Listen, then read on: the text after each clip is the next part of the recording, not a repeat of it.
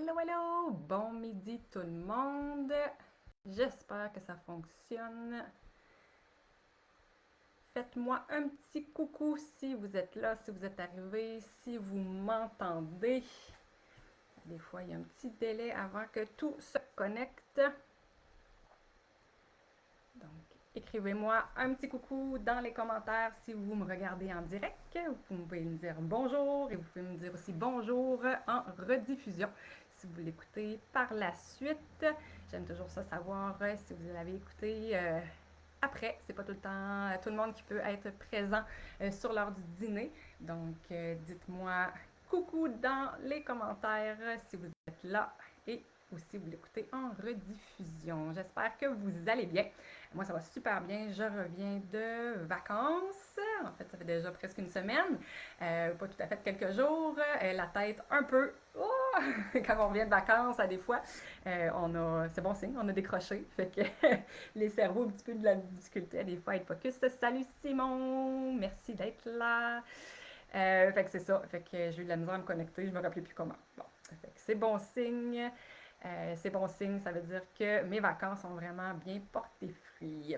Euh, et aujourd'hui, ben, je suis là, je reprends mes lives. J'en ai quelques-uns de prévus dans les prochaines semaines.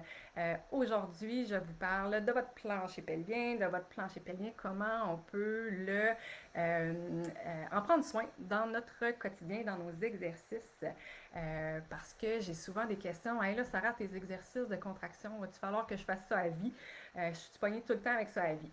Certaines personnes, un peu oui, mais dans la majorité des cas, on peut les rendre fonctionnels. Puis notre plancher pelvien, ben, on l'utilise dans notre vie de tous les jours.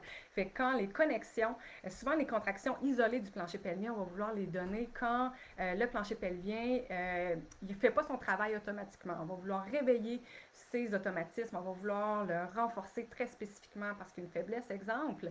Donc, on va vouloir pour une certaine période de temps, focuser sur le plancher pelvien, mais sinon, notre plancher pelvien, on devrait l'utiliser régulièrement, en fait, automatiquement dans notre journée. Donc, il y a certaines choses, par exemple, qui fait qu'on va avoir besoin de l'utiliser un petit peu plus. Fait qu'aux gens qui me disent, bon, mais est-ce que je dois faire ça à vie? Ben oui, puis non. Peut-être pas les exercices, ok, je suis assis puis je fais des contractions comme ça sans rien faire, mais de garder la conscience dans certaines portions de notre quotidien, de nos exercices, ben que, ok, là, mon plancher pelvien devrait contracter. Est-ce qu'il se contracte bien ou je dois encore lui donner un petit coup de pouce? Puis comme je disais, il y a certains exercices qu'on va voir aujourd'hui, certaines choses de notre quotidien qui font en sorte qu'on a besoin encore plus. Fait que les gens qui ont encore besoin de le travailler, mais je leur dis, ben mettez en fonction ces conseils-là, puis vous allez automatiquement avoir un renforcement dans votre quotidien de votre plancher pelvien. Et là, je m'excuse Simon de te pointer, mais Simon, on a un homme aujourd'hui. Ben, les hommes ont aussi un plancher pelvien. Donc, tout ce que je vais dire aujourd'hui, ben, c'est autant pour les femmes que pour les hommes. Parce que les femmes, souvent, ben, on sait, la majorité des gens maintenant savent qu'ils ont un plancher pelvien. On pense qu'avec l'accouchement, c'est seulement là qu'il va y avoir des problématiques, mais non. Des gens qui n'ont pas accouché, les femmes qui n'ont pas accouché peuvent avoir des problématiques du plancher pelvien pour diverses raisons, et les hommes aussi. Donc, le plancher pelvien, ça nous permet la continence, donc de retenir, mais aussi d'évacuer au niveau des selles, au niveau des urines. Donc, autant les hommes que les femmes peuvent avoir des problématiques là. Au niveau des relations, des sensations sexuelles aussi. Donc, autant les femmes que les hommes. Mais aussi, les hommes, souvent, ils ont un orifice de moins. Fait que souvent, les problématiques du plancher pelvien vont être moins localisées au niveau local, justement, du plancher pelvien, des fuites urinaires et tout ça. Mais les hommes qui vont avoir beaucoup de douleurs au dos, qui vont avoir des hernies, plusieurs hernies discales, les hernies ombilicales, les hernies inguinales. Donc, parfois, c'est signe-là que le plancher pelvien de l'homme, peut-être, ne fait pas son travail. Plancher pelvien, mais aussi avec les abdominaux, parce que c'est vraiment des amis-amis. Donc, si on a ces problématiques-là, ça nous dit qu'au niveau de notre abdomen, de notre ventre, la gestion de la pression est peut-être pas adéquate. Donc, là, notre plancher pelvien et nos abdominaux ne font peut-être pas leur travail. Donc, les conseils que je vais donner aujourd'hui, c'est autant bon pour les femmes que les hommes. Donc, j'avais noté des petites choses. Donc, c'est ça, dans le quotidien. On va commencer par le quotidien. Donc, comment dans notre quotidien, on peut favoriser la contraction, la sollicitation, le renforcement de notre plancher pelvien. Premièrement, c'est avec ce que j'appelle la technique de verrouillage. Je ne sais pas si vous avez déjà vu un live que j'avais fait là-dessus. J'en ai déjà, un de mes premiers lives, là, c'était un petit peu là-dessus, la compétence abdominale, entre autres. Donc, le verrouillage, c'est quoi? C'est que quand on a besoin de forcer, on va utiliser notre respiration et nos abdominaux pour nous aider à forcer. Vous pourriez faire le test aujourd'hui. C'est sûr que quand on n'a rien, on n'a pas de charge dans les mains, c'est un petit peu, ça ressort un petit peu moins, mais si vous avez quelque chose de lourd, un enfant, un animal à côté de vous, ou un poids, vous pouvez le prendre et l'essayer, ou juste, vous pouvez l'essayer sans pour voir c'est quoi vos stratégies. Si vous levez de la chaise, est-ce que vous avez une tendance à bloquer la respiration? J'ai beaucoup de gens qui ont tendance à bloquer leur respiration quand ils vont juste se lever, surtout si on a une douleur. Donc, si on a des faiblesses importantes dans le plancher pelvien ou si on a quelque chose de lourd dans les bras, on a tendance à bloquer la respiration. Et ça, bloquer la respiration, qu'est-ce que ça fait? C'est que ça va bâtir de la pression dans notre abdomen qui peut mettre un stress sur notre plancher pelvien, mais sur nos abdominaux aussi. Donc, ce qu'on va vouloir faire, c'est de vraiment s'assurer de bien expirer et de contracter quand on fait le mouvement de s'asseoir et de se relever. Juste un petit test avant de refaire le assis debout là, avec notre verrouillage. Pourquoi, en fait, je vais vous expliquer pourquoi on veut expirer avec la contraction de notre plancher pelvien. On va faire un petit test. Vous allez, peut-être que vous ne le sentirez pas, c'est pas grave si vous ne le sentez pas. On va respirer puis on va sentir qu'est-ce qui se passe dans notre plancher pelvien. Donc, si vous inspirez, est-ce que vous sentez quelque chose? Des fois, c'est un petit peu plus subtil, mais si vous expirez, comme si vous vouliez souffler des bougies. Est-ce que ça fait quelque chose au niveau de votre plancher pelvien, au niveau de vos abdominaux?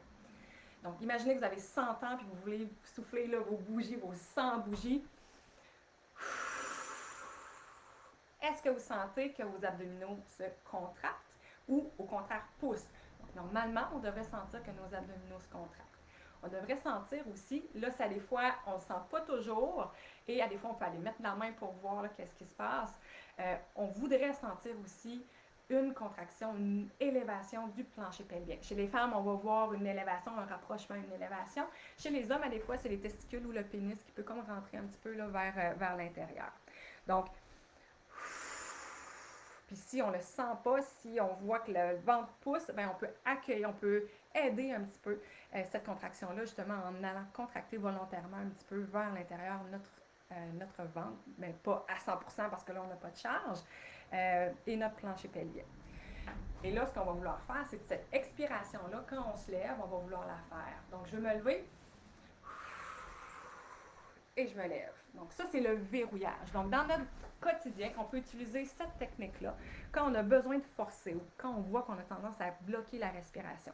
Donc, comme je vous ai dit, en soufflant, ça active notre plancher pelvien. Parfois, on a besoin d'y penser, parfois, ça se fait tout seul. Donc, si à chaque fois qu'on se lève, surtout, comme je disais, avec une charge, c'est à chaque fois que je ramasse mes sacs d'épicerie, j'ai besoin de forcer pour, de soulever mes sacs d'épicerie, mais que je ne bloque pas ma respiration pour le soulever, mais que je contracte pour les soulever un enfant, si je ne bloque pas ma respiration, mais que j'y vais vraiment avec mon expiration et ma contraction, ben là, ça va renforcer encore plus le plancher pelvien. Donc, à chaque fois, vous avez besoin de forcer comme ça. Si c'est quelque chose, une activité qui est soutenue, exemple, j'ai besoin de pousser un meuble sur une longue distance, donc un meuble assez pesant, ben là, ce qu'on va vouloir, c'est commencer avec notre verrouillage. Et là, après ça, continuer à respirer normalement. Normalement, vos abdominaux, votre plancher pelvien vont quand même rester un petit peu contractés, même si volontairement, vous ne le faites pas. Vous ne faites pas la contraction. Parce que vous êtes en train de forcer, ça demande à votre ventre, à votre plancher pelvien de contracter. Cependant, si vous commencez à forcer en bloquant la respiration, souvent là, le plancher pelvien il est comme mis plus sous tension qui est contracté. Donc, c'est pour ça qu'on veut commencer le mouvement en expirant, en contractant le plancher pelvien, puis après ça, on respire normalement. Puis souvent, quand on commence avec l'expiration, on n'a pas le choix de reprendre une inspiration, mais quand on commence en bloquant la respiration, c'est comme facile de garder la respiration bloquée. C'est plus difficile d'avoir une respiration qui est constante. Donc, ça, c'est la première chose dans votre quotidien. Donc, la technique de verrouillage. Puis, si vous voulez en savoir plus, là, fouillez dans mes vidéos, compétences abdominales, entre autres, qui va rentrer un petit peu plus dans les détails. Deuxième chose, c'est la gestion de votre stress. Et oui, la gestion du stress peut avoir un effet bénéfique sur votre plancher pelvien. Puis c'est un petit peu le contraire, si on est moins stressé, c'est pas que ça va le renforcer, mais ça va le relaxer. Ça va faire en sorte que si justement il est moins contracté, mais quand on en a besoin, ben, il va être moins fatigué puis il va être plus efficace. Il y a des études qui ont vraiment démontré qu'avec le stress, le plancher pelvien là, va se contracter. Entre autres, là, ils montraient des images, je pense que c'était Shark, le film Shark, quelque chose comme ça. Fait qu'ils montraient à un groupe le film Shark, des images là, un peu épeurantes là, de requins et tout ça. Puis l'autre groupe regardait, je pense que c'était la météo, quelque chose comme ça. Puis ils ont analysé la contraction du plancher pelvien. Puis ceux qui regardaient des images épeurantes, leur plancher pelvien était vraiment sous tension. Okay? Donc, quand on est stressé, il y en a que c'est ici, on est comme tout plus crispé. Okay? Fait que ça va crisper le plancher pelvien et il va être moins efficace, plus fatigué quand on va en avoir besoin. Donc là, ça peut causer des problématiques là, si on a un stress qui est prolongé sur nous. Donc, gestion du stress. Relations intimes aussi, donc tout ce qui est, oui, orgasme. Quand on a un orgasme, il y a une contraction du plancher pelvien. J'ai aussi fait un live là-dessus, je pense que ça s'appelait, je ne me rappelle plus si c'était sur le petit bouton du plaisir ou, je pense que oui. Donc, où j'expliquais justement comment l'orgasme va être bénéfique pour le plancher pelvien. Mais s'il n'y a pas d'orgasme, c'est pas grave. S'il n'y a pas de pénétration, c'est pas grave. Juste le fait d'être au niveau de l'excitation sexuelle va faire en sorte qu'il y a du sang qui va être amené dans notre région intime. Il y a du sang, il y a de la lubrification qui va être amenée là. Donc, ça, c'est bien pour aller justement faire, amener tous les nutriments qu'on a besoin pour avoir des muscles en santé. Donc, si vous avez tendance à justement avoir plus des tensions musculaires dans cet endroit-là, ben, ça peut être bénéfique justement pour aller relâcher ces tensions-là. Mais tous les muscles qui peuvent avoir du sang, qui peuvent être lubrifiés, c'est toujours bon pour eux, puis ça va faire qu'ils vont être un petit peu plus fonctionnels. Donc, ça, c'est à privilégier. Donc, les relations intimes, que ce soit avec pénétration ou pas, orgasme ou pas, juste le fait d'avoir un petit peu plus d'excitation, ça va aider aussi. Donc, dans le quotidien, c'était les trucs que j'avais. J'ai deux petits trucs à vous donner qui peuvent être appliqués dans votre quotidien, mais aussi dans vos exercices que vous faites. Donc, tout ce qui est de faire une nouvelle activité. Donc, quand on fait quelque chose de nouveau qu'on n'est pas habitué, on est un peu empoté. On n'est pas très bon. Fait on cherche un petit peu nos mouvements, on ne sait pas comment faire nos mouvements. Fait que on a besoin à ce moment-là de nos stabilisateurs de notre corps un petit peu plus pour ça, dont fait partie notre plancher pelvien. Donc, quand on fait quelque chose de nouveau, notre plancher pelvien, nos abdos ont besoin de se contracter un petit peu plus parce que notre cerveau, il ne sait pas comment faire le mouvement. On est moins efficace dans nos mouvements, donc on a besoin d'un petit peu plus de stabilité. Donc, ça, c'est super intéressant. Si vous faites ça peut être des activités nouvelles en soi. Exemple, j'ai jamais fait du ski, je vais faire du ski, oui, mais ça peut être un exercice précis aussi. Ah, j'ai jamais fait cet exercice-là dans mon renforcement ou au yoga ou dans un cours X. Ben, votre plancher pelvien va être plus sollicité avec ce mouvement-là parce qu'il doit votre cerveau doit prendre le temps là, de bien connaître le mouvement avant d'être efficace là, dans sa façon de faire. Donc, faire des choses nouvelles. L'autre élément aussi, c'est tout ce qui nous déséquilibre. Tout ce qui nous déséquilibre va nous demander, encore une fois, une stabilité de notre tronc, dont notre plancher pelvien, c'est sa job. Donc, tout ce que vous faites qui vous déséquilibre un petit peu, ça va vous aider. Donc, dans notre quotidien, ça peut être de marcher sur des surfaces un petit peu instables. Donc, moi, des fois, ça arrive, si j'ai des petits trottoirs, là, donc dans la rue à des fois, mais au lieu de marcher dans la rue, je vais monter sur le trottoir puis marcher un petit peu plus les pieds devant l'autre, ça va me déstabiliser, ça active mon plancher pelvien. Des fois, quand on est dans des sentiers, ben de marcher justement au travers des racines et tout ça, ça va nous aider aussi au niveau du plancher pelvien. Ça peut être aussi, le truc que je donne beaucoup, c'est de se brosser les dents sur un pied. Donc, pour travailler l'équilibre. Donc, ça active votre plancher pelvien. Et vous pourrez aussi retourner, c'est la séquence femme pour le plancher pelvien. Oui, que j'ai fait, je pense que c'était le dernier live ou que je donne l'exercice justement de se mettre sur une jambe pour vraiment aller engager le plancher pelvien parce que je peux travailler mon équilibre sur une jambe, comme ça, mais être toute affaissée. Comme ça, mais si je suis solide, si je suis droite, si je ne suis pas penchée, ben, ça va encore plus solliciter mon plancher pelvien. Ça me dit qu'il fait bien son travail. Donc ça, c'est quelque chose que vous pouvez faire. Travailler un petit peu votre équilibre. Et l'équilibre, donc on peut le travailler dans le quotidien, mais on peut le travailler quand on fait nos exercices aussi. Donc, on peut faire un petit test, OK? Donc, oh non, c'était pas pour ça le petit test, c'était pour une autre chose que je voulais faire. Mais vous pouvez quand même faire le test debout, là, si vous êtes sur deux jambes, ben, OK, qu'est-ce que ça me prend comme stabilité au niveau de mon plancher pelvien, mon ventre? Si vous mettez sur une jambe, normalement, les abdos et le plancher pelvien devraient se contracter. Ça se peut que ce soit subtil. Si vous prenez quelque chose de l'autre et que vous tenez en avant, mais là, ça va être encore plus évident là, que vos abdos et votre plancher pelvien doivent vous soutenir, aller chercher la stabilité de votre tronc. Donc, équilibre dans le quotidien et équilibre au gym. Ça pourrait être, entre autres, si vous voulez faire vos biceps, OK, de vous tenir sur une jambe, si vous voulez, puis faire vos biceps sur une jambe comme ça. Donc, pour aller chercher un petit peu votre plancher pelvien. Donc, ça peut être un petit truc. Et l'autre truc, justement, en parlant des biceps, c'est un exemple souvent que je donne, là, mais peu importe avec quel exercice du haut du corps, de faire vos exercices de façon asymétrique. Donc, un bras à la fois. C'est sûr que là, pour faire le test, il faut idéalement là, des poids, et plus le poids va être lourd, plus vous allez voir un peu la différence.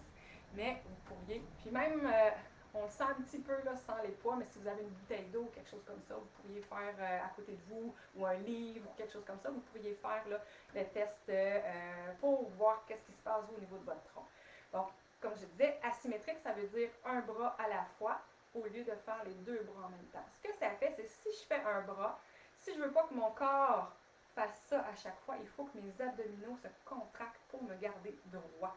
Donc, on appelle ça des exercices anti-rotatoires. C'est super intéressant. Fait que si je fais un exercice comme ça ici, si je le fais de côté, si je le fais comme ça ici, ça peut être super pertinent. Je ne dis pas que ça, c'est pas pertinent, ça travaille d'autres éléments, mais si je veux travailler un petit peu plus mes stabilisateurs, mais si je vais un bras à la fois, ça va vraiment activer mes abdominaux et mon plancher pelvien un petit peu plus. Donc, vous ferez le test, voir, OK, qu'est-ce que je sens quand je vais avec mes deux bras, ou si je vais avec un bras, qu'est-ce que je sens? Est-ce que je sens un petit peu plus de contraction, possiblement plus d'un côté?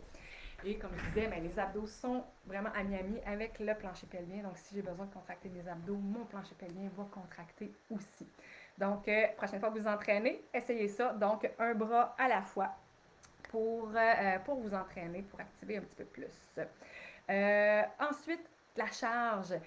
Beaucoup de gens ont tendance à s'entraîner avec des faibles charges. Donc, plus on a des faibles charges, moins ça active nos abdominaux et notre plancher pelvien. Donc, ce qu'on veut quand on s'entraîne, idéalement, c'est que, les 2 dernières répétitions qu'on fait, là, ils sont quand même assez difficiles. On pourrait peut-être être capable d'en faire encore un petit peu quelques autres, là, mais pas tant que ça. Si vous finissez votre exercice et que vous seriez capable d'encore en faire 10, c'est peut-être parce que vous n'avez pas assez de charge que vous pourriez en mettre un petit peu plus. Donc, ça va aider à ce que vous voulez renforcer. Exemple, si c'est vos biceps, à bien renforcer les biceps. Mais aussi, comme je dis, dans tout exercice, le plancher pelvien, les abdominaux vont venir nous stabiliser. Donc, si je charge plus, mes abdominaux ont besoin encore plus de se contracter si je ne veux pas avoir de compensation, si je veux que le mouvement soit fait à l'endroit où je veux qu'il soit fait. Donc, la charge, là, c'est super important. La technique aussi, qui est super importante si je veux bien activer mes abdominaux et mon plancher pelvien. Exemple, je vais vous prendre l'exercice comme ça ici.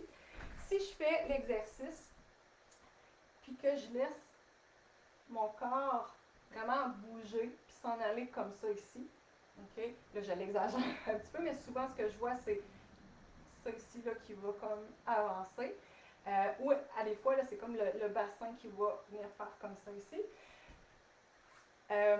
Donc ça fait que mes abdominaux ne sont pas engagés. Mes abdominaux ne viennent pas stabiliser mon tronc. Okay? Donc là, j'ai des mouvements un petit peu aberrants, qu'on dit. Donc ce qu'on veut, c'est de venir vraiment stabiliser, engager, s'assurer que nos abdominaux sont engagés pour faire le mouvement du haut du corps. Donc ce que je vais vouloir faire, c'est qu'on imagine qu'on a une ficelle entre notre pubis et notre sternum. Et on ne veut pas, quand on fait le mouvement, qu'il y ait de distance entre, que la distance change. On va vouloir garder cette distance-là. Donc, pour garder cette distance-là, oui, quand je lève mes bras, donc, si je vais aller chercher plus de mobilité, souvent, ça va faire en sorte que je pense que je vais chercher plus de mobilité, mais c'est pas mes épaules qui bougent, c'est mon tronc. Donc, je veux vraiment stabiliser ça ici et aller chercher le mouvement vraiment juste avec mes épaules. Donc, on garde ça vraiment stabilisé. Ça arrive qu'on veut que ça allonge. Là, je ne dis pas qu'il faut jamais que ça allonge. Exemple, en yoga, si je veux faire des extensions arrière, ben oui, la distance va augmenter, mais ça, c'est un autre sujet. Il y a une façon de bien le faire pour ne pas se blesser au dos. Mais je ne dis pas que d'aller comme ça ici, c'est pas bon, parce que des fois, on a besoin d'y aller, si on a besoin d'aller porter quelque chose en hauteur, puis si je vais juste avec mes bras comme ça, puis que j'atteins pas, mais oui, ça se peut que j'aille besoin d'y aller un petit peu plus. C'est pas que c'est mauvais, mais au gym, si on veut vraiment localiser le mouvement à un endroit précis, si on veut activer un petit peu plus nos abdominaux, notre plancher pelvien, le fait là, de vraiment, j'appelle ça le zipper ici, là, de vraiment engager notre zipper, de ne pas le laisser s'ouvrir comme ça, ou non plus parfois de se rapprocher. Quand on fait ça ici, on ne voudrait pas aller comme ça non plus. Donc, le fait de bien engager notre zipper va faire en sorte que nos stabilisateurs de notre dos, de notre bassin, vont vraiment bien s'activer. Donc, j'espère, c'était mes trucs. Donc, pour aujourd'hui, donc dans le quotidien, on a parlé de notre technique de verrouillage, comment bien forcer, de gestion du stress, de relations intimes. On a parlé aussi des activités nouvelles qui étaient bonnes, de l'équilibre qu'on peut intégrer un petit peu plus dans notre quotidien et dans nos exercices. Les exercices au gym plus asymétriques, on fait attention à notre technique et on peut augmenter la charge si c'est adéquat. Et la technique de verrouillage, c'est vrai, au gym aussi est importante, ok, pour activer notre plancher pelvien puis bien faire le mouvement. Exemple, dans les biceps, parce que moi je dis là, tous les exercices, je peux les rendre un exercice du plancher pelvien. Donc, si je reviens à mes biceps, si je fais mes biceps puis que j'inclus ma respiration, ben si j'inclus l'expiration, mon plancher pelvien va aussi se contracter parce qu'à l'expiration, il remonte. Et ça, j'ai un autre live, si vous ne comprenez pas trop ce que je dis, là, qui explique bien là, le mouvement du plancher pelvien à la respiration. Donc, on va vouloir expirer dans la portion la plus difficile de l'exercice. Dans le quotidien, je vous disais, on fait le verrouillage, on expire quand on force, mais au gym, on va vouloir expirer dans la portion plus difficile. Donc, c'est quoi la portion plus difficile d'un biceps? C'est de monter. Donc, je vais vouloir inspirer, expirer. Ou un squat, parce que c'est remonter qui est difficile.